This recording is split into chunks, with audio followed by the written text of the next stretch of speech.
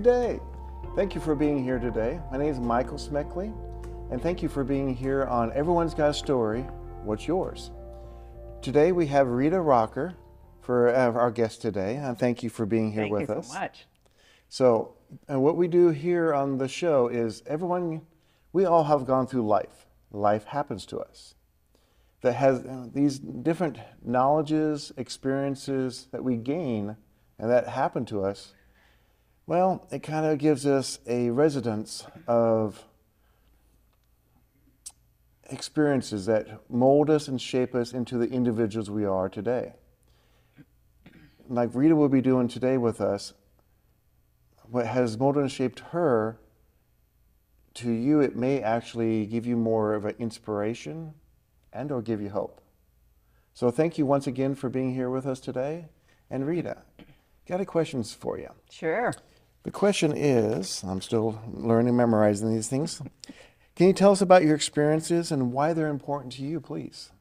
Well, I think experiences are very important for all of us because we should use those to be a blessing to other people, to help people grow, to help them maybe not go through some of the things that we've done or like I've done in life. And so experiences are extremely important if we use them in a good way, if we allow ourselves to heal and to go forward and can use those. And I know you've had some very devastating experiences also. Yes, I have. But you're using them in such a fantastic way. So I appreciate that. But just briefly, I grew up, in a family of fairly poor and really didn't have much self-esteem. When I was 5, an experience happened that kind of just made me feel like I was not worthy. And I know a lot of things that happen in our lives, we can either go, no, that's not true. And we can be stubborn and we can go forward and say, hey, no, I'll show you, I am very worthy. Or they can plant seeds in our head that can actually keep us from growing, from experiencing the things that we could, that we should, that we're capable of. And so with me, I felt very unworthy in a lot of ways. And so what do? A lot of times then we quit things after we start them because we don't want to fail. We have so much to offer. I remember the SCAT step test or whatever that was, in 3rd grade, I got a 97 percentile throughout the country. And yet I never really saw myself as being smart. And so it seemed like I quit everything I started. I had very low self-confidence, all through school, all through high school. Yeah. And so, kind of did not experience a lot of the things that a lot of the teenagers would experience. So then, of course, later on, it kind of went haywire with that. But I got married right out of school, and my track record with marriage and relationships has been very bad.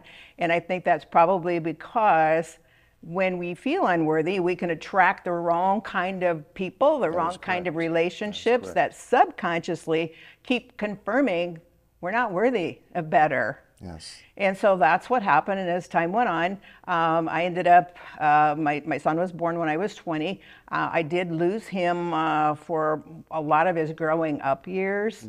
And I got into drugs and alcohol. I've been through a lot of domestic violence. I've experienced homelessness a couple times. 2 years ago was one of those times because of some more crises that came up in my life. Been a lot with caregiving of loved ones and family, and through divorce and also being widowed a couple times. And you understand that one completely. Oh, yes, I do. And you're trying to be a caregiver, you're trying to help take care of the person and trying to live life and go forward. And a lot of the jobs that I had, I look back now and I think, what in the world was I doing? I had so much more ability, and yet I would just, I'm afraid of failure, I'm afraid of rejection, I'm afraid of abandonment, therefore I will not open myself up to those things. Yes. And so what do? I keep living like that. And so it was a lot of years of destruction. There's a lot of things that if you asked me, have you experienced this or that or whatever? Just about everything, I could say. I even got put in jail once for what the husband did with my car that I didn't know about. So I mean, you know, there's a lot of times that we get stuck in messes. I'm dealing with that right now for something else. But you know, what do? We have to go forward. And so there were a lot of times, you know, it's like feeling bitter, feeling neglected, feeling super sad, and like, well, I failed one more time. No. And so, you know, I mean, God in my life is everything, because I really think if it wasn't for my mom's prayers, I'd probably be gone now. And so I give God all the glory for what he has done and how he's raised me up every time I fell. And, you know, through poverty, through violence, through all kinds of things. And a lot of times, you know, there's constructive and there's destructive behavior. That is correct. And so I learned through the years that constructive behavior is good for us. I mean, we have to go through the pain, we have to go through the grieving, we have to go through that, but then we take steps to go forward and go on from there. Where destructive is when you get into the alcohol, the drugs, shopaholic, workout, whatever it is, to escape. And so it's really, really important that we look at what we're doing and set new patterns and new behaviors. So I've really been working on that a lot and getting back into the programs that God's called me to do, the books that I've been writing, and then also my desire to get back into speaking to groups. I'm focusing right now on women over 50 kind of things, because a lot of times as we get older, then it's like, well, it's too late, I'm too old, you know, etc. But then there's also, I'm meeting with a teacher tonight. She wants me to work on some teen programs for inner city kids who are underprivileged. I get that one completely, because I know what that feels like. And so I have heart to really help them realize their value and their worth. Good. So that's you know, kind of where I am right now. Just briefly, I'll just mention this. Through the years, a rule of thumb, a guide to marketing yourself for success. This is my first book, and it also has a workbook. All of these have workbooks with them. I felt like God really called me to this one. Hope at the end of your rope, steps to rebuild your life. And we know what that's all about. And this is a very good anointed book. My third one was Creating Your Own Destiny, Power Steps for Mind, Body Renewal, which has some great exercises to move forward and to grow. My fourth book, Shaping Your Future, Become the Brand Everyone Wants, is a business book. But I also deal, the first two chapters, with self-esteem, self-image, and our worthiness, even though this is a business book. And then the last book that I'm working on and need to get back to is Miracle in Your Mirror, Pursuing Your Destiny, or pursuing your passion at any age, because I don't care. I mean, I've worked with people from ages 7 to 92. Doesn't matter how old someone is, they're gifted. They have a lot of experiences and a lot of wisdom that they can still share with other people. That is very true, very true. You've gone through quite a bit in your life. You've given us a lot of understanding of what you've been going through in your life. What some of the hurdles that you personally went through that helped you move yourself forward in these experiences? You've been a motivational speaker, you wrote books, you're working with the communities and the public. As you continue to work through this in the constructive side of healing, to gain the strength of the confidence, the self-worth, and be able to empower the self, because self-love is not selfish. Right. It's about having balance. When you're able to love the self enough, you love others deeper. Amen. I mean, that is so true. It is. And, you know, I've gone through also so many health issues, and I went through 8 surgeries in 2 years, including brain tumor, jawbone tumor. I have a shunt in my head, a titanium implant back here, and 3 surgeries on my back. And then I got shingles on my face, and then my colon ruptured like 2 months after my brain surgery. Oh, my. And it was like, please, God, are we done yet? And yet, I have to look at it as, okay, that has given me so much compassion, understanding. So when someone is going through a lot of trials in their health as well, Yes. that I can be encouragement to them. And you know that too, because you're extremely encouraging, is we take the things that have hurt us so much to encourage other people. I want to help people not to go through the experiences, not to go through the abuse, not to go through the failures. And so, you know, I can sit there and, you know, because people who have heard more of my testimony, and some I'll never tell anybody, but they go, oh my gosh, I can't believe you've been through all that. And I said, well, you know, you can either sit there and feel sorry for yourself, or you can get out and help other people. And I have a friend in Colorado, she's gone through a lot of trials, and so have I. And so even in this past year, there are times when she was broke, or to be honest, I was broke still because of things that happened to me a couple of years ago. And so we would send each other like $50 that we didn't have. Yeah. But the thing is, the people who have been through the hurt the most are the ones that have the biggest hearts to help other people. Correct. And I would much rather hear someone's testimony and learn from them who have gone through it.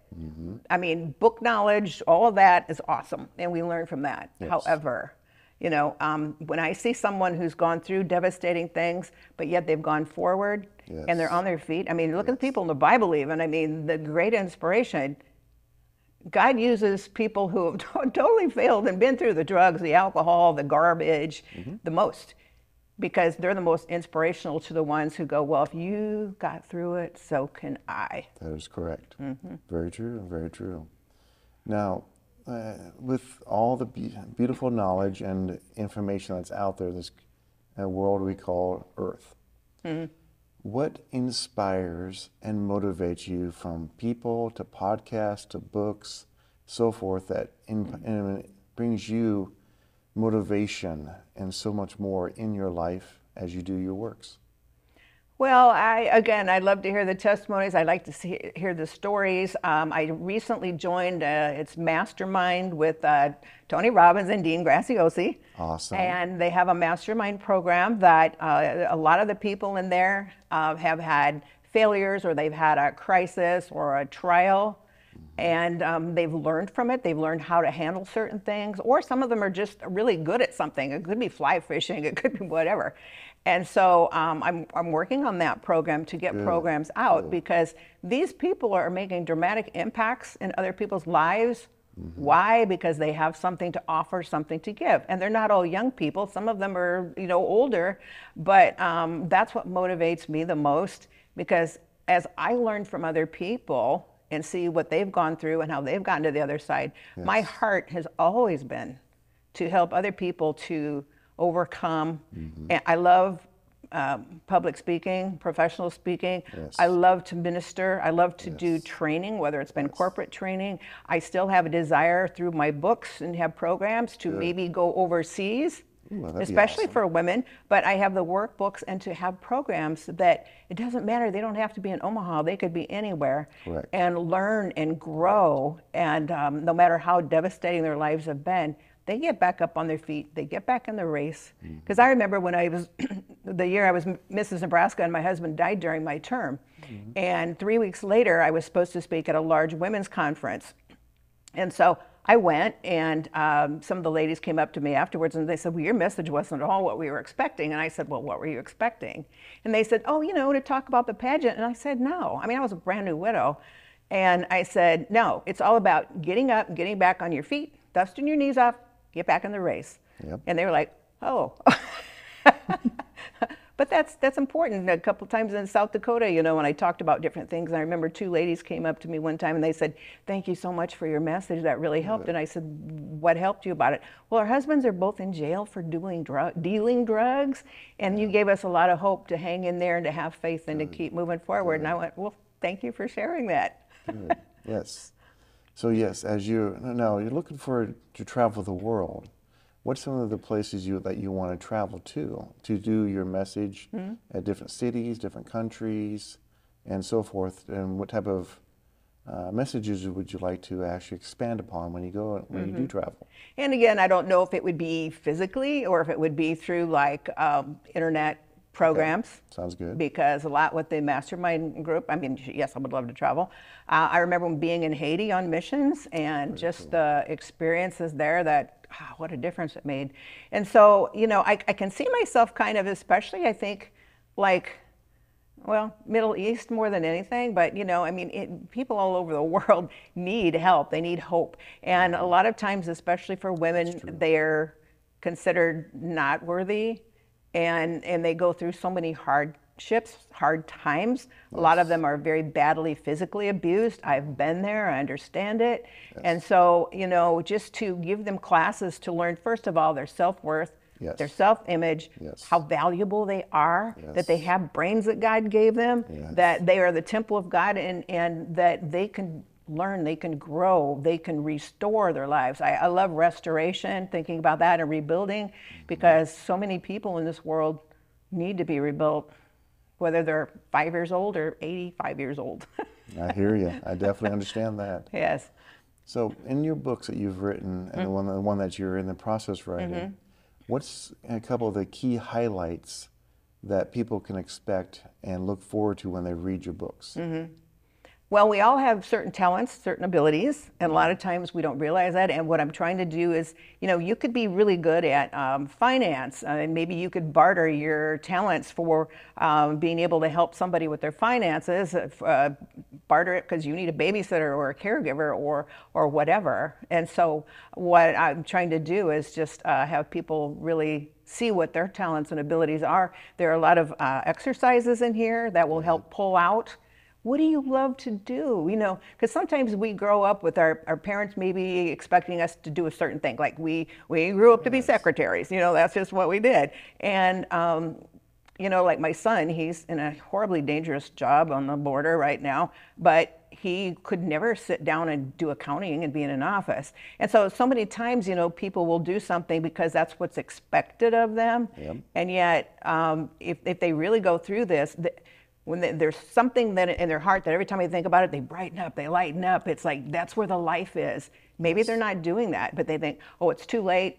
I don't have the necessarily the knowledge or the education. Well, wait a second. You know, if that keeps lighting up in your life all your life, then that's your calling. That's where you're supposed to be, and that's where you go. And I want to encourage people, don't let those things that, don't let life get in the way so much that when you really want to do what's in your heart. I know what's in your heart too. You know, you're such an inspiration. You are amazing. And I remember just even talking the empowerment breakfast, and you were just, I mean, you were so encouraging to me doing that. And that's where your heart is. And my heart is too. We both have hearts that we want to help people to overcome. Yes. And to follow their hearts, do their passion, do their purpose, achieve that. Yes. And not think, I don't have the education, I'm not worthy, I don't have the money, I don't have the, no. We're gifted, and we all need to use the gifts God's given us to be there for the rest of the world. Very true, very true. Like you've been mentioned before, some things I'm working on. I do seminars, workshop classes, I'm a coach and all that stuff. I'm actually working on a brand new workshop here. It's all about the mindset. The mindset is the key to unlocking everything in your true potential. And I'll get more into that when I get things going, but that's what you were talking about a little bit there, is highlighting on the mindset.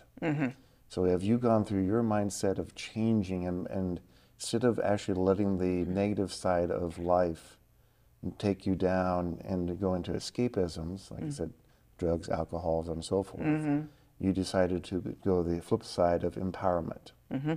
To move things forward, to let the negative side stay down low.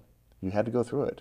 And we have to fight it constantly. It's just like walking, after a gentle rain or rain comes through, the land you're standing on could not be just solid. It could be mud. When you walk through the mud, you're still getting it on you, but yet you're still moving forward. Good point. So as we move forward into that aspects of life, we do go through the muck and mire, but yet we're not being in the quicksand of that opportunity. That's excellent. So, is there anything else you'd like to add?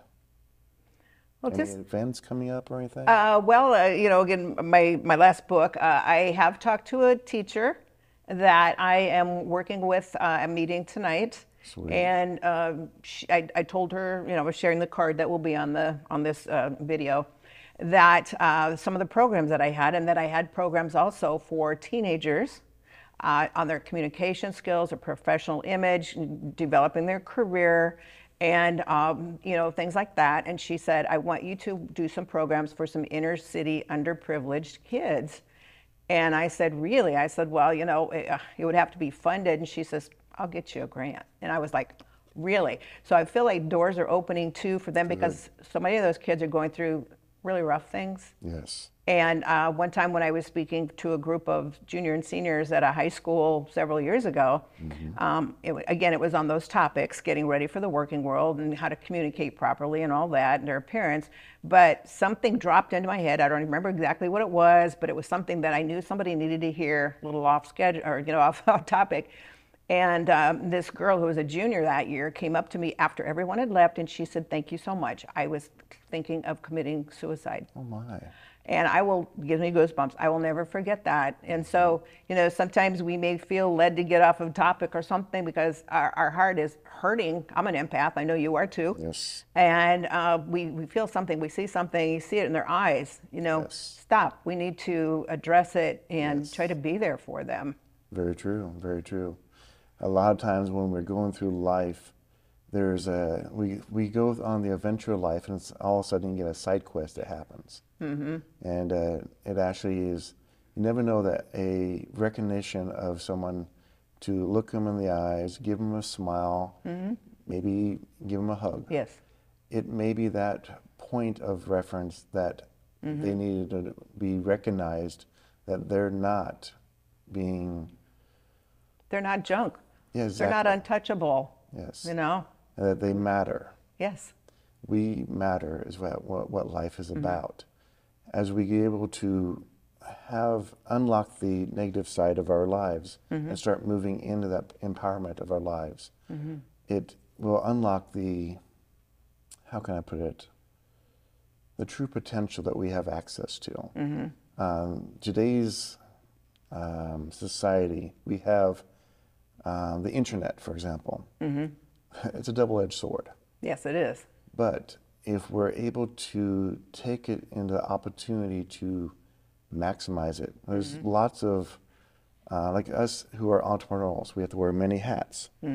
So as we wear many hats, we learn different aspects of how to maximize our opportunities, from building websites to do finances, to meet with people, to public speak. There's so much out there. There's a cornucopia of plethora of fun opportunities. Yes, there are. And we need to take advantage of those. And the thought came to me, I do have a program here on KPAO, and it's called Transformation Now. And Michael was on my program. So I have a lot of interviews on there, but I also have a lot of training in self-esteem and self-image, verbal, nonverbal communication skills, you know, just professional image business etiquette and things like that, handling resolutions. And so, you know, inspirational and self-esteem programs, kicking your way out of the box, branding yourself for success, confident communications. I do have programs that I've worked with men and women and teens on, and that could be just individual coaching as well. Sounds good, sounds good. And I definitely recommend being on Rita's program. You're actually one that gave me the foot in the door to do what I'm doing today. Because I was on your show twice, actually. I don't remember which number it was on that episodes, but I definitely am very appreciative and very thankful for that opportunity, grateful for the opportunity to be able to do this and be part of this opportunity at KPAO. It's very much a privilege to have you on there. And that's through also my last thing is soaringhigher.rocks is also my website. And the business itself is soaringhigher.rocks. And then Transformation Now is the program through here. One thing nice about as you went forward with your business, with everything you went through in your life, instead of being knuckled under and thrown into the proverbial garbage, you decided to actually transform your life, to empower you, to be there for others, and to be that success as you continue moving forward in life. And it's still a battle, because I still have to fight with all that stuff you're talking about in mind. You know, so it's still a constant battle, but we get up, like I said, and brush our knees off and get back in the race. And I will not let defeat ruin the rest of my life because there's Exactly. too much work to do. Exactly. We have work to do, Yes. and we're going to do it, by golly. Yes. Well, we're about ready to wrap up here. Okay. Is there any words of wisdom you have for our audience out there? Well, the main thing is, and a lesson I learned is every time I've been down on myself and think, oh, you're a big failure, you know, loser, whatever. And I, you know, as I prayed about it, I felt like God said, ask me to show me how you look through my eyes. And so I've said, Father, how do I look through your eyes? Let me see how I look through your eyes.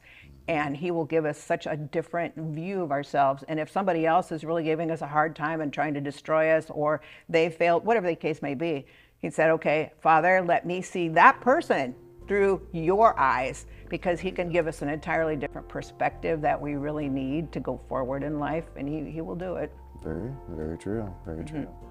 Well, thank you very much for your time, Thank Rita.